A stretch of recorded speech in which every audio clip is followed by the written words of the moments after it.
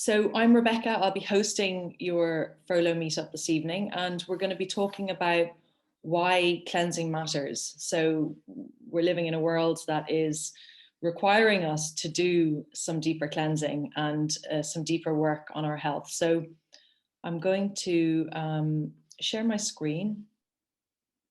Lovely. So why cleansing matters, a path to healing and vibrant health. So I'm Rebecca, as I said, I'm a holistic nutritionist and naturopath. And the focus of my work is really to help people overcome chronic and mystery illness and to heal naturally using food as medicine. So I really help people to reconnect to the deep healing power of food and help them to create vibrant health from a place of not such good health. And I help with a whole range of conditions from autoimmune disease to chronic and adrenal fatigue, fibromyalgia, gut conditions like SIBO and IBS, for example, skin conditions like acne, psoriasis, eczema, women's hormonal issues, PCOS, fibroids, endometriosis, UTIs. So this is quite a broad spectrum of symptoms and conditions, all of which fall under the umbrella of what we call chronic and mystery illness. And we use that terminology for two reasons. One, because chronic means sort of long-term or prolonged. And the mystery part is really because the medical community and the wider health community really doesn't understand these conditions very well. Which means they remain a bit of a mystery, and people can end up going around in circles for a very long time before they find answers to their healing, if they ever do. And they get labeled with one thing or another without really knowing what the root cause is and how to go about changing it.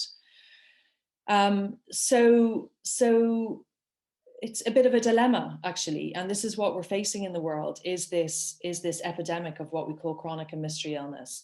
So this is an area that I'm passionate about because of my own health journey. I spent many years looking for answers to what I was experiencing without much success, and went round in circles for a very long time. So just to give you a bit of a history, my health history really goes back to childhood when I had chronic asthma. And although I grew out of that as a teenager, I can really see the sort of effect that it had on my immune system and my gut function, over many years to come. And then as a teenager, I suffered from an eating disorder, which further disrupted my gut function. But then in my early 20s, really things started to kick off. And following quite a traumatic relationship breakup, which was really the trigger, I started suffering from a whole host of seemingly sort of disconnected symptoms, from chronic fatigue to hormonal issues to skin eruptions that I'd never had before, a lot of anxiety and a lot of gut problems. And I saw many doctors and specialists, and none of them really were able to give me any succinct answers as to what was happening in my body. And it was taking me down a path that I really didn't want to go down, because I was put on HRT in my early 20s and I had a huge reaction to this approach. And I made a very firm decision that I just did not want to go down that road. Having seen all these doctors and specialists who weren't really giving me the answers. And I made a firm decision to heal naturally using food as my medicine, because that was what I had always been drawn to since childhood. And I had been through a lot with it, having had an eating disorder as a teenager. So I knew there was something in it that was very profound and deep and special. So once I made that decision, I really sort of started delving deeper and deeper, and threw myself into studying nutrition and naturopathy and natural medicine and various healing modalities. And it took me on a very deep healing journey, both emotionally and physically. And the more I learned, the more my symptoms and my health did improve, but it was very slow. And it wasn't really until later in my 30s that I came across the work of Anthony William, also known as the medical medium, that I really saw significant shifts in my health. And that was because from Anthony, I learned really what's at the root of chronic conditions and how we can use food in a much deeper way to help heal these conditions, these many conditions and symptoms that we're seeing in the world today, using food as our medicine. So once I started throwing myself into that work in a very deep way and doing a lot of cleansing and also learning how to nourish in a way that I hadn't understood before, things started to change quite rapidly.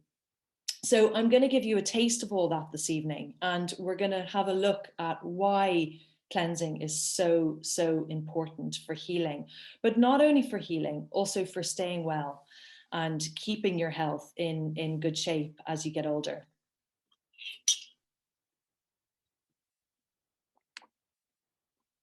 So first of all, we're going to have a little look at understanding what we're up against, what we're facing in the world today.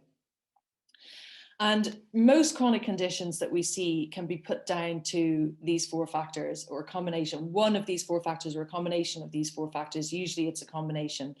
And those four are viruses, heavy metals, radiation, and herbicides and pesticides. So really what we're looking at here is a combination of pathogens. And by pathogens, I mean bacteria and viruses, and toxins in the way of heavy metals, radiation, and herbicides and pesticides. So heavy metals, for those of you that this might be new to, heavy metals are basically naturally occurring elements that get used in industry. And when they're used in industry, they are released into the environment in very toxic forms, and they get into the body and they can cause damage to the tissue and organs. And really heavy metals are pervasive in our environment. So we find them in we find them everywhere. They fall out of the sky in the rainwater. They're in our water systems. They're in herbicides and pesticides that get sprayed on our food. They're in our pots and pans that we cook with if we're not careful what we cook with. So really we face them, sort of everywhere in our environment. But the trick is to know how to clear them out so that they don't cause damage. And then we have, as I said, radiation and herbicides and pesticides.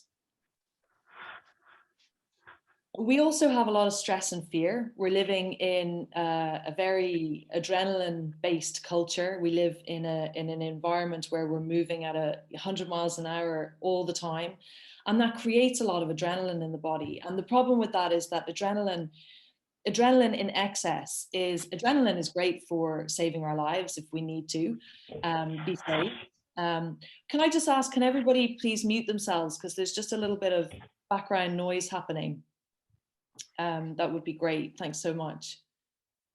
So the problem with excess adrenaline is that it is very corrosive in the body, and it also feeds the bugs. So it feeds viruses and bacteria that inhabit the body. And all in all, this combination of it being corrosive and feeding the bugs means that it has a big compromising effect on the immune system. And then we're also facing a lot of unhelpful foods that we don't really understand, where the vast majority of people don't really understand how these foods affect our health. So, for example, eggs, dairy, and gluten are the top 3 foods that feed pathogens. So they actually feed the viruses and bacteria in the body, causing those viruses and bacteria to replicate, which in turn is what leads to us being sick. Corn and soy, which were once sort of back in the day health providing foods, have become highly manipulated and genetically modified, and their modified forms also feed pathogens. And then we have coffee or caffeine, which produces a lot of adrenaline, and I've explained the problem with that. Pork is not helpful because it's the sort of the fat that pork contains is very, very hard going on the liver. And when we're experiencing poor health, our liver is already under a huge amount of pressure. So pork adds to that load, it adds to the burden. Tuna and sadly many other fish in our waters today have very high levels of heavy metals. So tuna in particular has very high levels of mercury. And so really it's on the absolute no list of fish for eating now. And then there's refined sugars, which have no nutrient value. And so they have a damaging effect to the immune system. And then we have all the sort of hidden exposures. So things like air fresheners, scented candles, laundry detergents, perfume, cologne, aftershave, fungicides, gasoline, plastics. These are all quite, silent. They operate in the background and have a huge effect on our liver, because our liver is having to process all of these things all the time, on top of having to deal with viruses and bacteria that sit in the background. So one takeaway piece from what I've just shared is that all microorganisms need to feed in order to live. So they feed on certain things, like I've explained. They feed on certain foods like eggs and dairy and gluten. They feed on adrenaline that we produce in the body, and they feed on toxins like herbicides and pesticides, heavy metals, and all the hidden exposures that I've outlined there. So we can choose not to see everything we're exposed to and how it threatens our health, or we can choose to accept that it's there and choose an approach to fix it, which is really the path of cleansing and detoxing.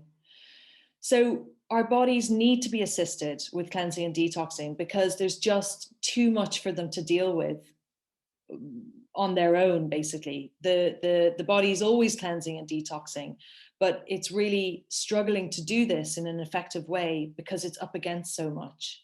So in other words, the liver really cannot cope, and this is what leads to sickness. So your liver is a completely miraculous organ, and it's really, I would say, the master organ. It's the organ that we really need to focus on looking after when it comes to our health. It's engaged in over 2,000 responsibilities, which is absolutely enormous. That's more responsibilities than any other organ has in the body.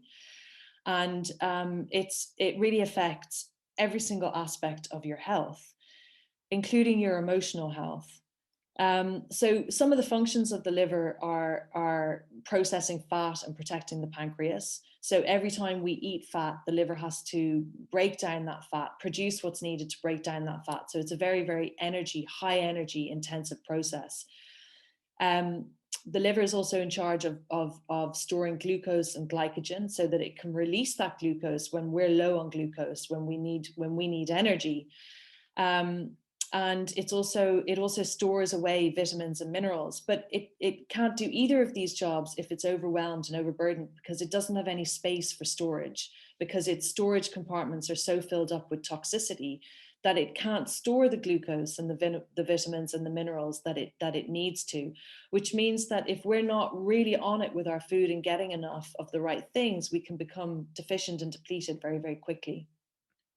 It also disarms and detains harmful materials. So what it'll do is it'll process the toxins that are coming into the body, but it'll hide some things away for processing at a more appropriate time in order to protect you, so that the blood is not having to deal with too much in one go.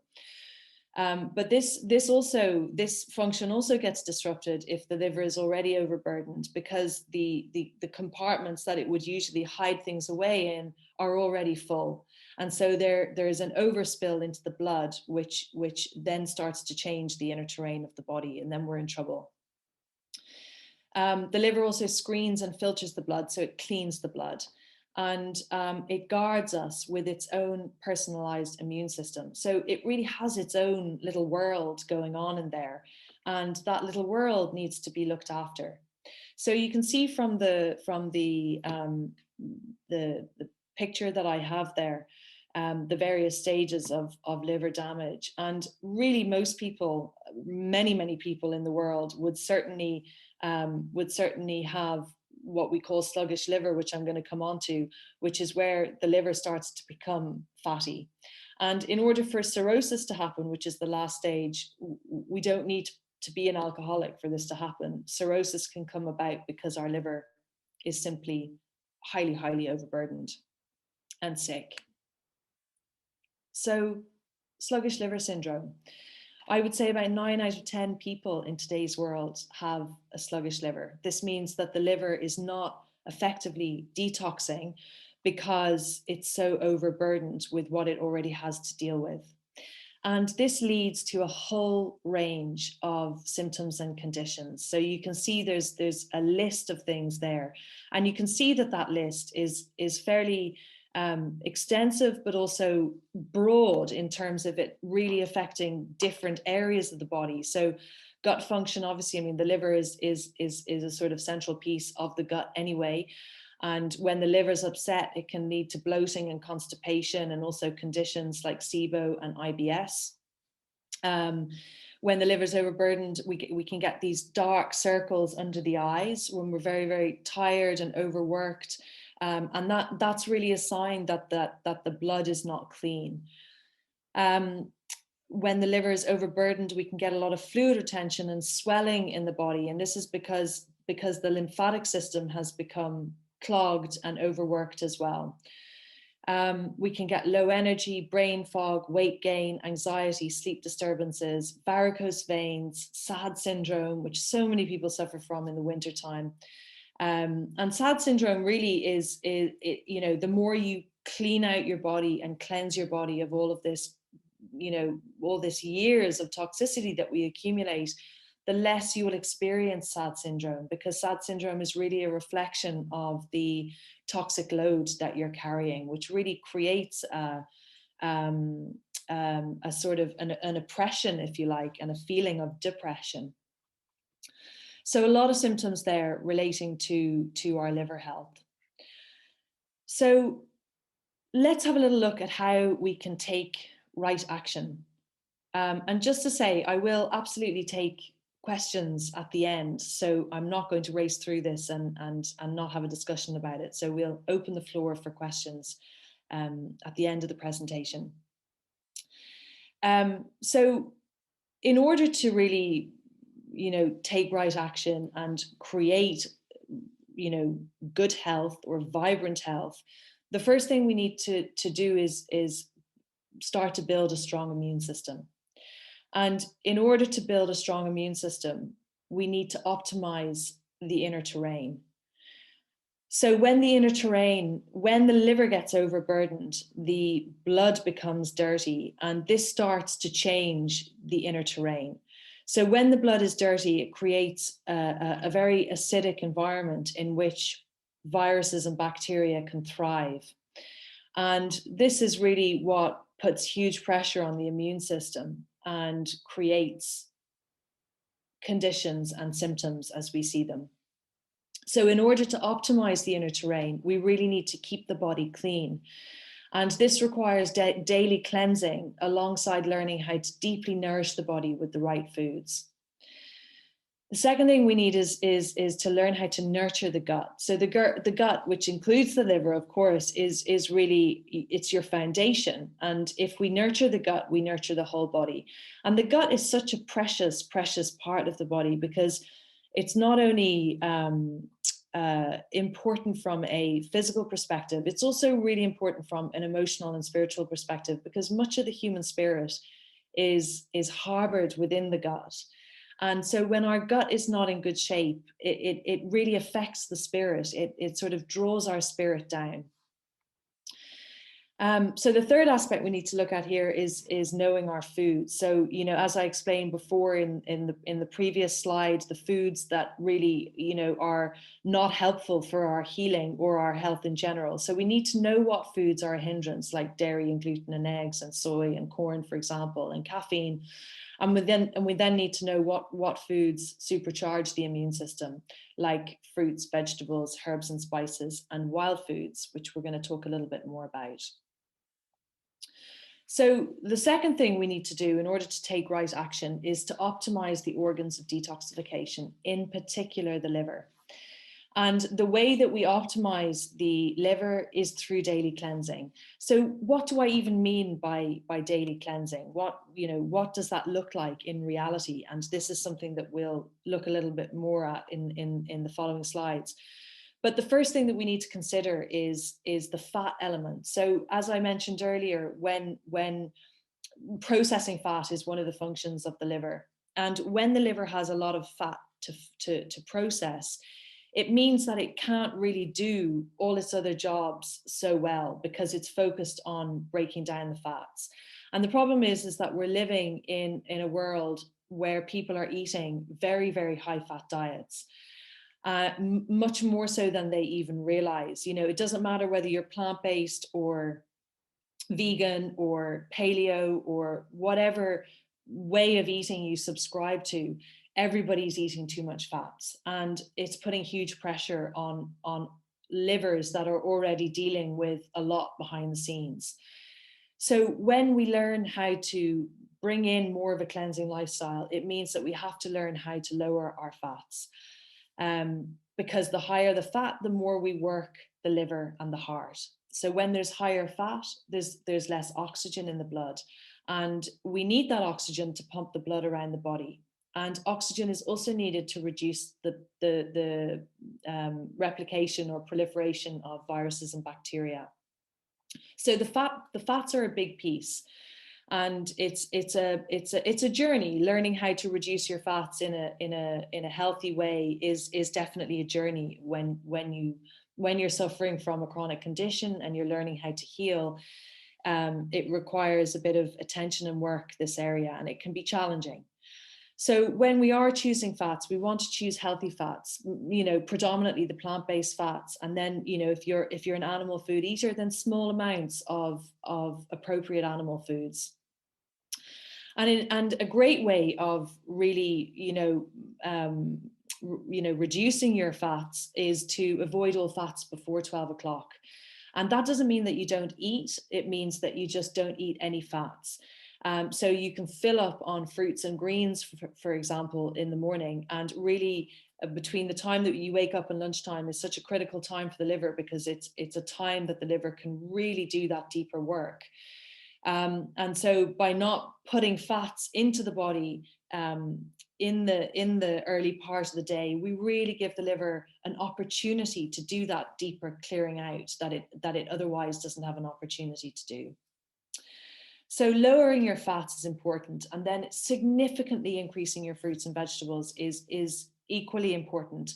And you know, I know that we all know, yes, it's important to eat more fruits and vegetables, but I mean really eating more fruits and vegetables, where like 90% of your diet is focused around fruits and vegetables, and then 10% is about pulling in a little bit of animal food or a little bit of grain or a little bit of pulses or whatever else. But actually the majority of your diet is focused around the fruits and vegetables, because this is really where, you know, we get all the phytonutrients and the vitamins and minerals that we need that feed the immune system. And the whole, you know, package of white blood cells in the immune system really relies on the nutrients that are contained within these foods.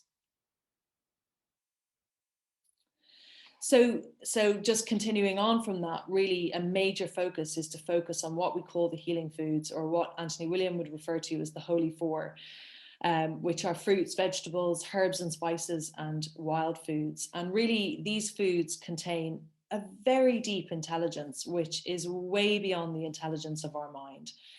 So they bolster the immune system, they help to fight viruses and bacteria in the body, they eliminate toxins, and they contain not only physical attributes, but they also contain emotional and spiritual gifts. So each food, which we're going to look at now, contains an emotional and spiritual gift.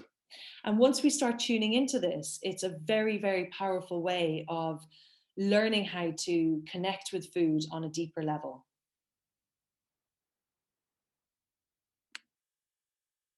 So healing foods and protocols, part 3.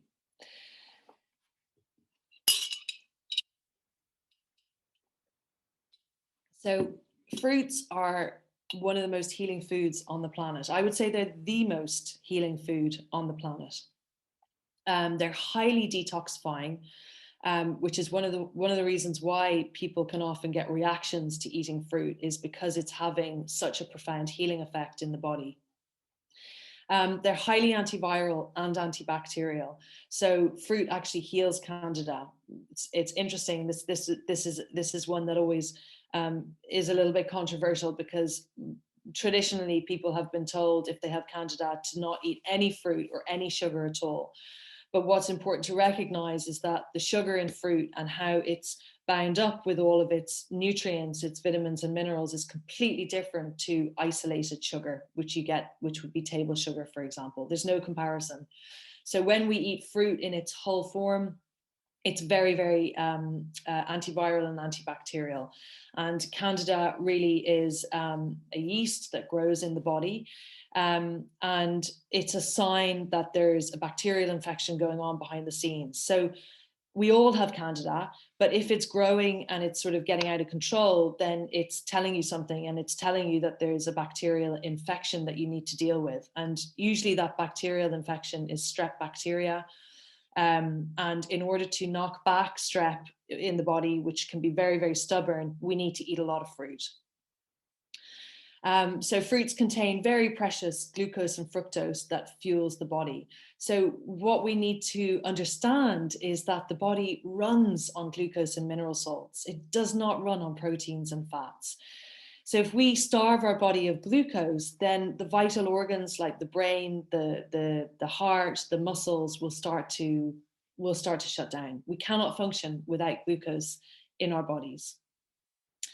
And then fruits are obviously packed with antioxidants, phytochemicals, and many essential nutrients. So let's have a look at a couple of fruits and their properties. So apples are highly anti-inflammatory. They're a true brain food, in fact, because the phytochemicals within the apple feed neurons, which are your sort of chemical messengers in the central nervous system.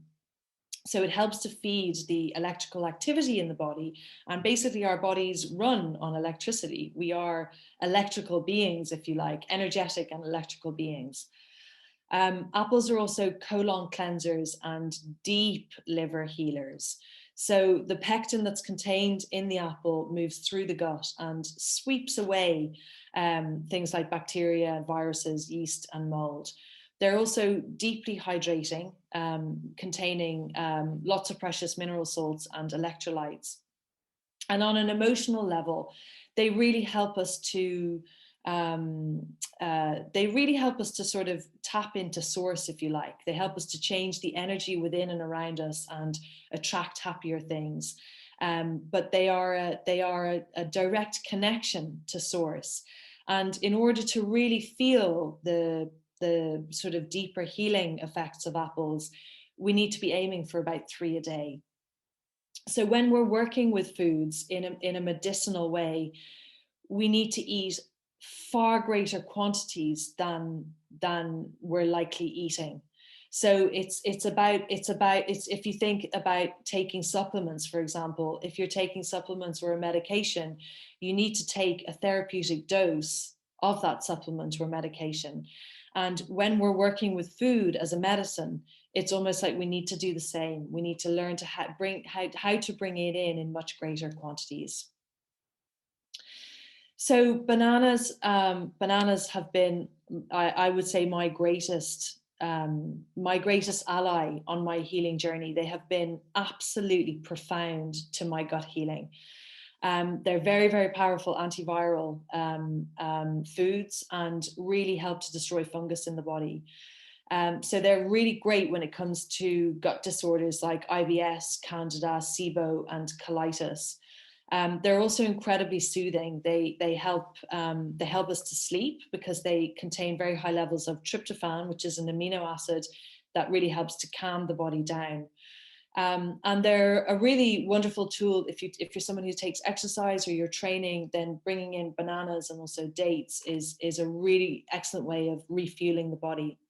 And on an emotional level, they help us to peel back our layers. They help us to reveal who we truly are. And I can honestly say that I have, experienced that through my journey with bananas. In terms of healing the gut, you can do what we call banana mono cleansing, where you're pretty much just eating bananas and a couple of other protocols that we're going to talk about.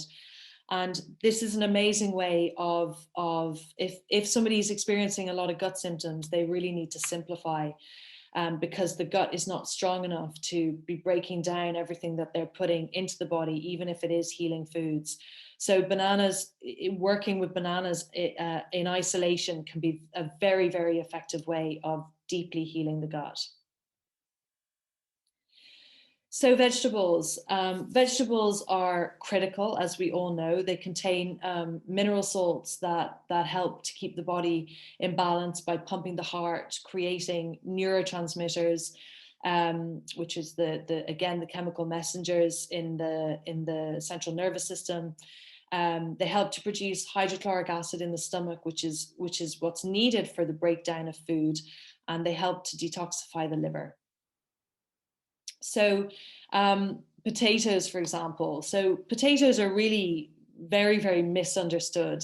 And actually, they're an incredibly powerful healing food. They contain some of the highest concentrations of nutrients, or they draw up the highest concentrations of nutrients from the earth. And they're really, really high in an amino acid called lysine, that is highly antiviral. So if any of you have ever experienced getting a cold sore, for example, one of the supplements that you may have been recommended would be lysine, and lysine is the amino acid we find in potatoes.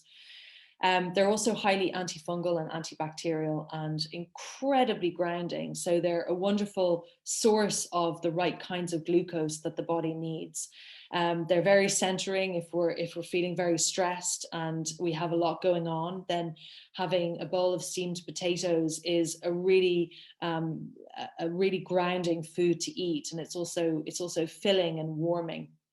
They also help to stabilize our blood sugar, again, which is slightly controversial because, in the health world, people would always say that potatoes disrupt our blood sugar balance, which is not true. The problem with potatoes is mostly what people are eating potatoes with. So if you think about, for the most part, if we're eating potatoes, it would be with butter or cheese, mashed potato, or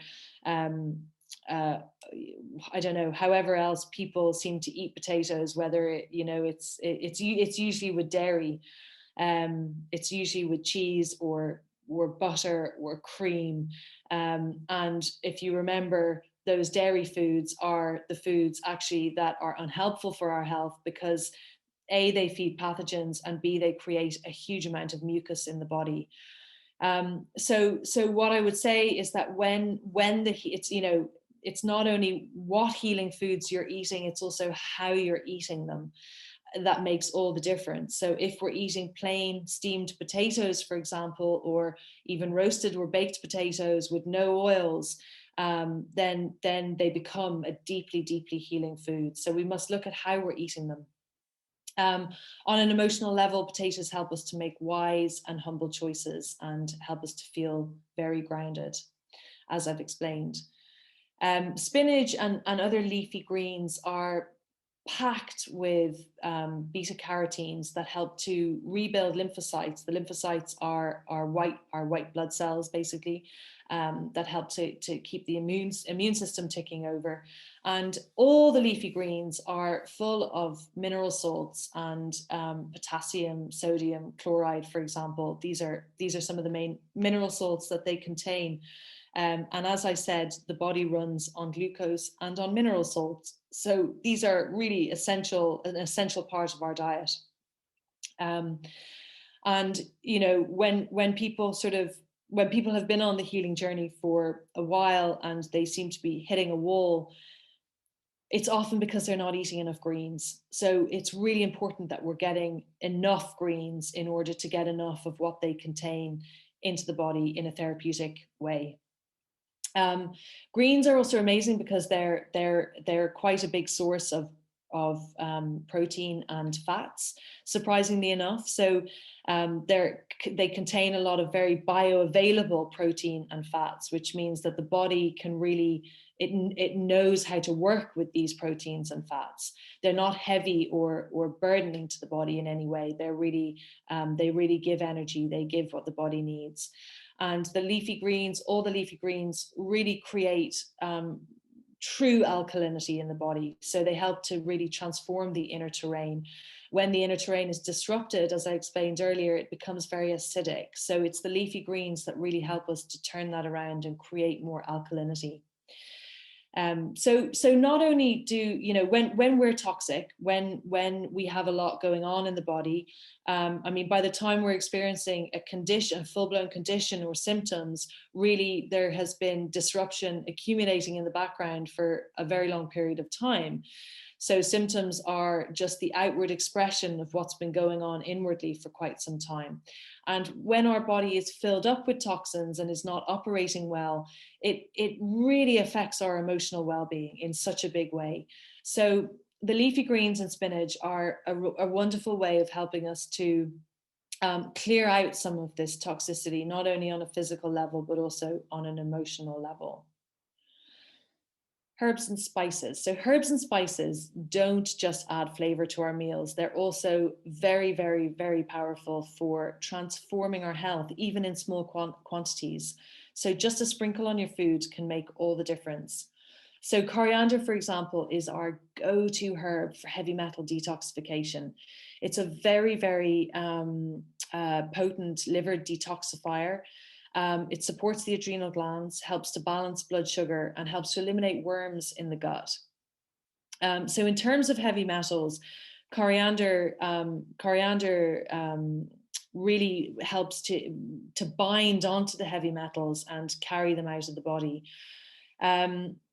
So it's along with a few other ingredients that we're going to look at, it's one of the most powerful ways that we can uproot some of the deeper heavy metals in the body. And heavy metals are a challenge, not only because we face them every day in our environment from all sorts of different directions, we can also inherit them through the generational line. So a child can be born into the world, for example, with a very heavy load of heavy metals like mercury or copper or aluminium in their liver. And this can create conditions in that child from a very early age. So for example, eczema and psoriasis in a very young child is a sign that that child has got a heavy load of mostly copper, but it can be also mercury and aluminium in their liver. And that is likely to have been passed from the generation before, so from the mother. And usually when there's, not usually, always in terms of a skin condition, there will also be a virus that is inhabiting the liver, which has also been passed down from the generation before. And when you have a virus in the liver and the heavy metals, that virus can feed off those heavy metals and other poisons, and that's what will create a condition. So in the case of eczema, the virus is feeding off those heavy metals, and it's spurting out a very toxic byproduct that gets sent to the skin. So by sending it to the skin, really the body is trying to protect you. It's trying to eliminate this poison, but it can create this very uncomfortable rash as it's trying to eliminate the poisons. So rosemary, sage, thyme, and oregano, these are what we call the aromatic herbs, and each one has a different quality, but in their sort of totality as a group, they help to really fend off strep bacteria in the body. And even when they're cultivated, they're still very close to being wild, which is one of the reasons why they're so powerful, because wild foods are incredible healers like no other food really. So from an emotional perspective, they help us to break the cycle of feeling consistently overstimulated. So they really help us to sort of come back down and have our feet on the ground. And a good way to have them is to chop them up and sprinkle them on your food on a regular basis. It's the consistency really that matters.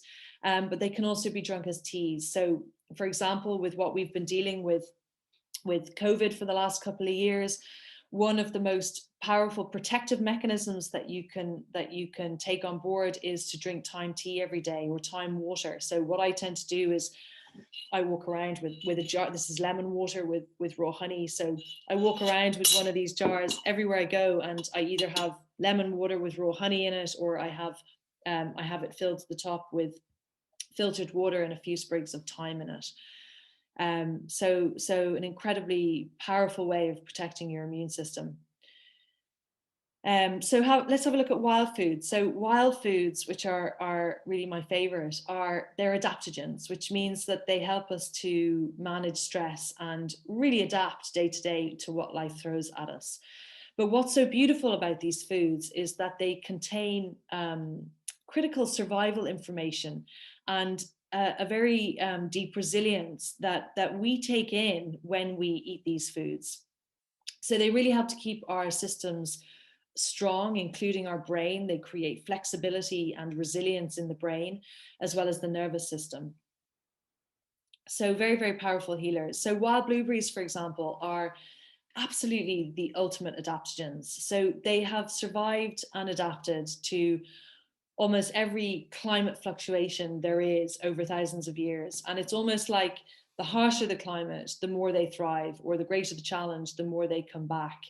So when we eat wild blueberries on a regular basis, this strength is what we take into the body. They're also really full of very powerful antioxidants. And on an emotional level, if you really have been through it, whether it's a chronic illness or a lot of stress in your life or a relationship breakup, wild blueberries are really the food that you need in order to turn you around. Nettles are also really wonderful and available, everywhere. I mean, nettles, whether you're living in the city or the countryside, we can go source nettles, and we can also buy the dried herb form as well. And they are a very, very powerful reproductive herb, especially for women. So they enhance egg production and help the body to get rid of toxic estrogens, which are a big problem in our world. Um, and they're very rich in silica, which help to build and protect bone. They're also a natural pain reliever. So for people who experience a lot of body pain issues, for example, taking nettle tea on a regular basis, I'm talking sort of 3 to 4 cups a day, or using nettle tincture can be a really amazing way of getting natural pain relief. Also for women who suffer from a lot of menstrual cramps, for example, nettle can be really wonderful, along with magnesium, to help settle some of those menstrual cramps. Nettle also helps to absorb and pull radiation from the body. So the radiation I spoke about earlier as being one of the sort of, silent forms of toxicity that we face, increasingly so, especially with 5G coming in. So certain foods will help to absorb and pull radiation from the body, because our bodies absorb the radiation, and this can affect our immune systems. And it can also disrupt the sort of, our bodies are very, very finely tuned sort of electrical systems. And when there's radiation coming in from all sources, it has a very disrupting effect on that very fine electrical activity that we're composed of. So certain foods like nettles, also sea vegetables, for example, also potatoes, are very, very powerful at pulling radiation from the body. Nettles are also very, very grounding, a bit like potatoes, but in a slightly different way. So nettles help us to really center when we feel scattered and distracted. So if you're a meditator, drinking a cup of nettle tea before you meditate can be a lovely way of just bringing yourself back to center, so that you can go a bit deeper with your meditation. Raw honey. So raw honey is another beautiful wild food. And so the honey that we get in supermarkets tends to be pasteurized. It tends to be highly processed. And once honey has been processed or pasteurized, it is no longer a medicinal food, because all of the sort of live enzymes and medicinal qualities that it contains have been wiped out by the heating process. So when we're using raw honey, we really want to be using honey in its raw, unprocessed form. So you'll get raw honey at a health food shop, but you won't get it in a supermarket. And honey is amazing because it works so deeply with the immune system. It's been used as a healer for thousands and thousands of years. So it really helps to strengthen the white blood cells, which is what helps us to fight viruses and bacteria. And it also helps it also helps with food poisoning and an overall weakened immunity. So it contains over 200,000 phytochemical compounds. I always just think that that's such an amazing, quantity. And it's unrivaled really, other than wild blueberries would also have that level of strength. But honey, I think, is in a league of its own. It's also very high in minerals. And again, it's one of the foods that protects us from radiation. So it's a very, very powerful immune tonic, and it's also a highly anti-cancerous food, and great for the brain. And on a soul level, it really feeds and nourishes the soul on every level. It's a very, very ancient soul food, and it contains a lot of wisdom when we're sourcing it, well, when it's a good source of raw honey. So let's have a look at a few healing protocols that you can bring into your life on a daily basis, that have a deeply cleansing effect, because ultimately that's what we're aiming for, is to help the body to cleanse out some of this debris and overload and toxicity that it's dealing with on a daily basis. So the first one is lemon water with raw honey, which is what I'm drinking here, as I said. And this is really a wonderful way of deeply hydrating. And it's the best thing that we can have when we wake up in the morning. So we've been fasting all night, and your liver kicks in somewhere in the early hours at around 1ish, and gets to work and starts pulling out all the toxic debris. And then in the morning, we need to flush that stuff through. And in order to flush that stuff through, we need to get hydrated very quickly. So this is what lemon water in the morning helps us to do. And by adding raw honey, it helps to provide the glucose that we need after a night's fast. So in order for the liver to do its work, the liver needs glucose. So giving it that little boost of glucose in the morning can be very, very helpful. And especially if you're someone who suffers with fatigue issues, with chronic fatigue, adrenal fatigue, just day-to-day fatigue, adding a little bit of raw glucose of raw honey into your lemon water in the morning is a great way to go. So it also helps to ignite the whole digestive system, and you'll probably find that you need to go to the loo quite quickly when you have a large quantity of lemon water in the morning. Lemons are also an amazing source of vitamin C and calcium, and you don't need to worry about your teeth. It's an absolute fallacy. So really, lemons are actually, they're highly alkalizing in the body, but they are so high in calcium, and that calcium that they contain actually helps to build the teeth and the bones. So what will affect your teeth is very acidic foods like caffeine, for example. Caffeine is probably the biggest destroyer of teeth. Vinegars are also a big destroyer of teeth, whereas lemons won't affect your teeth. So this drink in the morning, so this is what I drink when I wake up. That's almost a liter. So I fill it sort of close to the top with filtered water. I squeeze a whole lemon, and then I add in a tablespoon of raw honey, and then I just top up a little bit at the top with some boiling water, just so it's slightly lukewarm. And that's an amazing way to start your day. It, as I said, helps to flush some of this toxicity out that the liver has been working to gather throughout the night. The next healing protocol is celery juice. So celery juice is when we juice celery and have it on its own with nothing else added. It is a herbal medicine, and it's a very, very powerful herbal medicine. So celery juice really is one of its sort of main properties is that it's highly antiviral. It really helps to fight viruses in the body. So it's a great thing to have when you're ill, for example, but it's also a great thing to have every day. The salts that are contained within the celery have this antiseptic effect that helps to, if you can imagine, viruses and bacteria are basically surrounded by a kind of a protective membrane. And what these salts in the celery do is help to break up that membrane so that the virus is then exposed to the immune system and the immune system can deal with it. So it's a very, very strong pathogen fighter. And it's also an incredibly powerful gut healer. So celery can really, if you're drinking celery on a daily basis over time, it can turn around gut conditions. And I can definitely vouch for that. So there's not a day nearly that goes by that I don't drink celery juice, and I've been doing that for the last 3 years. So it's just become like lemon water. It's become a daily tonic for me.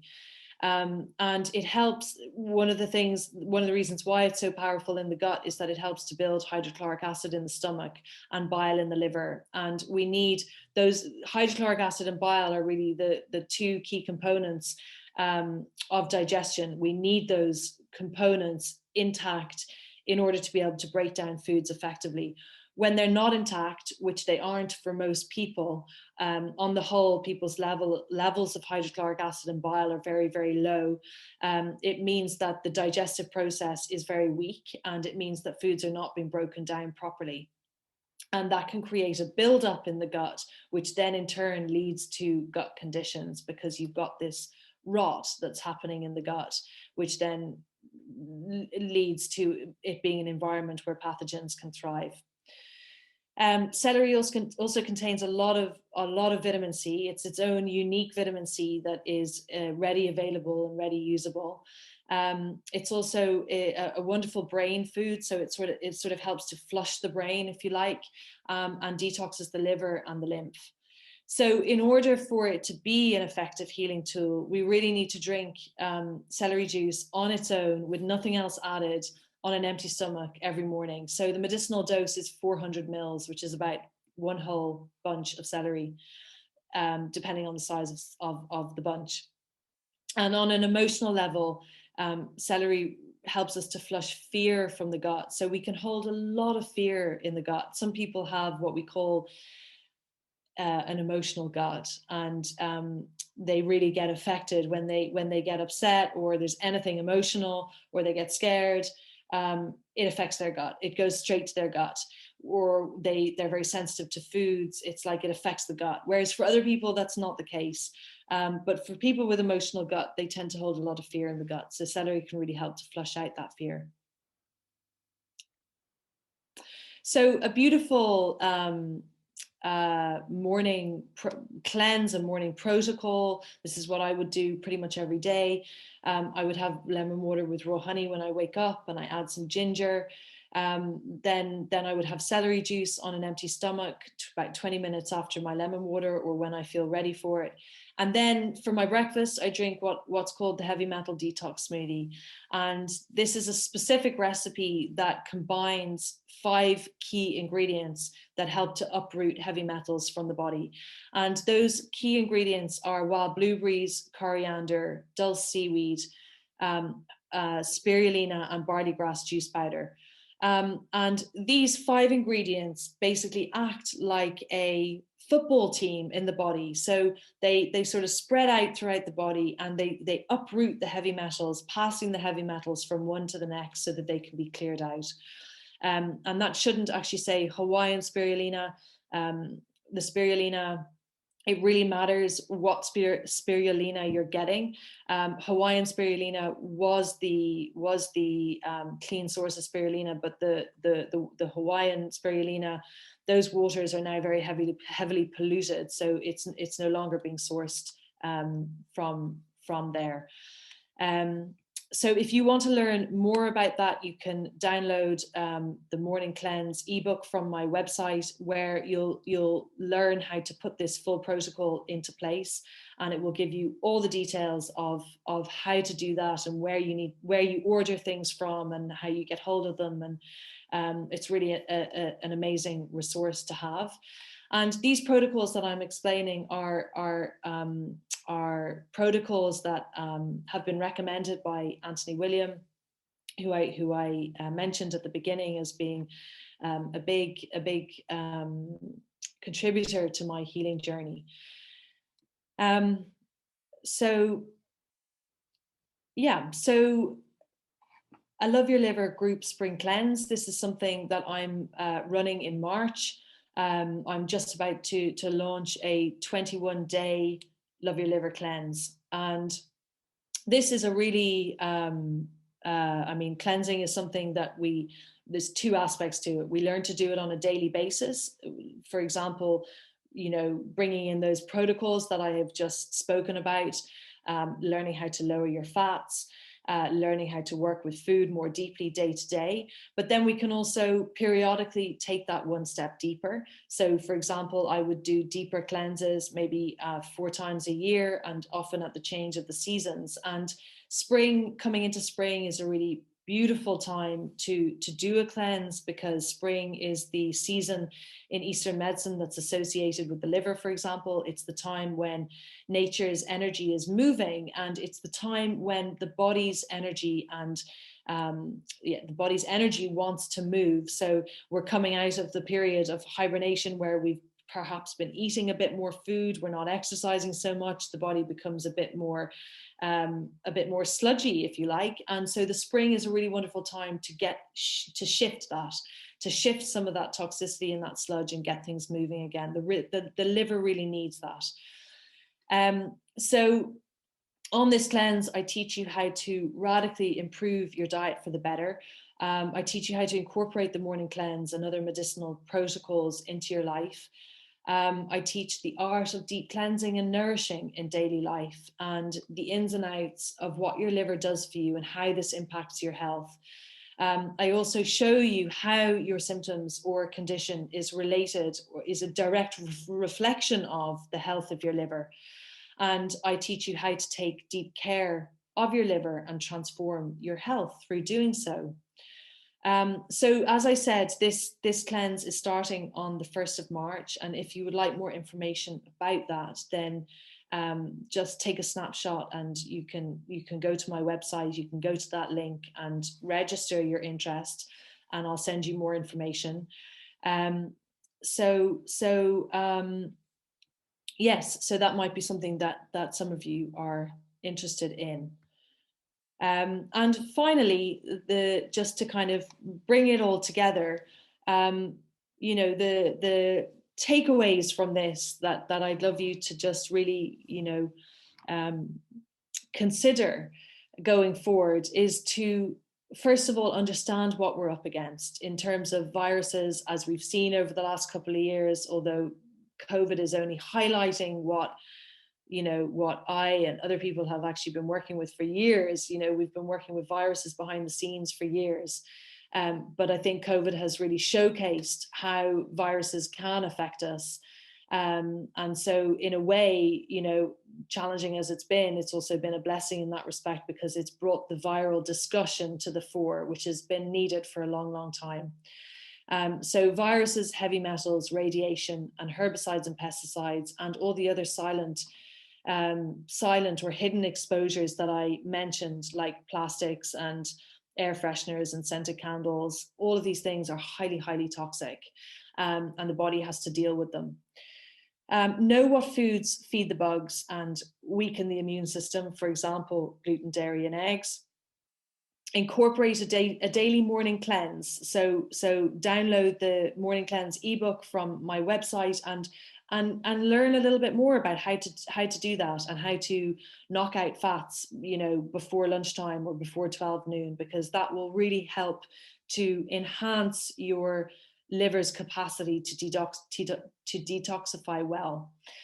and appreciate how hard your body works for you, and learn how to give it a break. So everything that I've taught you tonight is really to teach you how to give your body a break.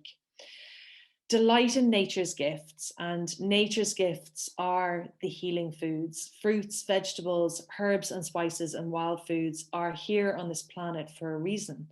And really, they are God's gift to us in a way. So by learning what they can do for us and how we can connect to them more deeply, it will hugely enhance your health and your healing process. And finally, what I would say is create consistency with whatever you're doing, whether it's just bringing in lemon water in the morning or moving to do celery juice on a regular basis. Do it on a regular basis, because that's where you'll find the benefits. So I just want to end by saying that really your health is everything. And without your health, you're stuck. And the progress that can be made in other areas of your life becomes so much more difficult. So it's really worth putting the time and effort into learning how to cherish and nourish your health. So I can see there's a question here, amount of greens per day. In an ideal world, we want to be eating about 400 grams of greens a day, which is quite a lot. So that's the target goal. Really, you want to be aiming for at least 200 or 250 grams per day. If 400 is too much to reach, it's a challenge. It's a challenge even for me. But we can get enough greens in through smoothies are a wonderful way of packing greens in, and through juices, for example, and then lots of lovely big fresh salads. And greens really need to be in their raw form for them to be most beneficial. Difficult to find clean nettle. Yes, I mean, you can buy, dried nettle. You can buy organic dried nettle from a herbalist or from Neil's Yard, for example, or Baldwin's. These are all good sources of dried nettle, and you can make teas, and you can also add them into food. Do we do the celery juice with a juicer without adding water? Yes, in a juicer is ideal, and you don't add any water. If you're doing it in a blender, it's much more challenging, because unless you have a Vitamix, it's very, very difficult not to add any water. And then you would need to put it through a sieve. So the whole process can be a bit of a faff. So really, for, to be doing celery juice on a daily basis, you really need to have a decent juicer. A multivitamin. So, I mean, really a multivitamin is, in my view, not so effective, because it's a very, very micro dose of lots of different things. So it really, when it comes to supplements, it really depends on what you're dealing with, and, and targeting that. A multivitamin is not that helpful. You'd be much better off focusing on some of the healing foods that I have mentioned throughout this talk. Eggs are an unhelpful food because they feed pathogens, as I mentioned. They're the number one foods that feed viruses. So all of us carry viruses and bacteria in various forms, and to varying severity. So eggs are just not a helpful food. So when viruses and bacteria are studied in labs, for research purposes, they're fed dairy and egg proteins. So that's the food that these bugs are. So what I would say is that it's about bringing in one protocol at a time and trying it. So if the mornings are a busy time for you, for example, what you could do is you can juice it the night before and keep it in a glass jar overnight. It's better to have it fresh on the mornings. Yeah. The other option is that you could prepare all your celery the night before, get it all chopped up, and then just put it through the juicer in the morning. That's what a lot of people do. But really, it's about bringing in these protocols and seeing how they work for you. So there's lots of parents doing these protocols, and lots of parents giving their kids celery juice on a daily basis because it's having such a healing effect. So a lot of kids who are suffering from things like ADHD and autism and some of these more behavioral issues, then these protocols become absolutely essential. So there's parents and families around the world who are really implementing these protocols into place and having major effects from them. So it's really, what are your priorities and how far are you willing to go? But what I would say is to make it easy for yourself is just bring in one at a time and do it in a way that's manageable for you. If you can't get organic produce, then you're still going to heal. It's much better to be bringing in fruits and vegetables than not bringing them in at all. And if you're eating conventional produce, just give it a really good scrub with a natural soap and to get, some of the kind of outer layers of toxicity off it. Thank you all very much for joining this evening. It's been a pleasure, and I hope that's been helpful. And yeah, and I wish you all the best of luck with your healing journey.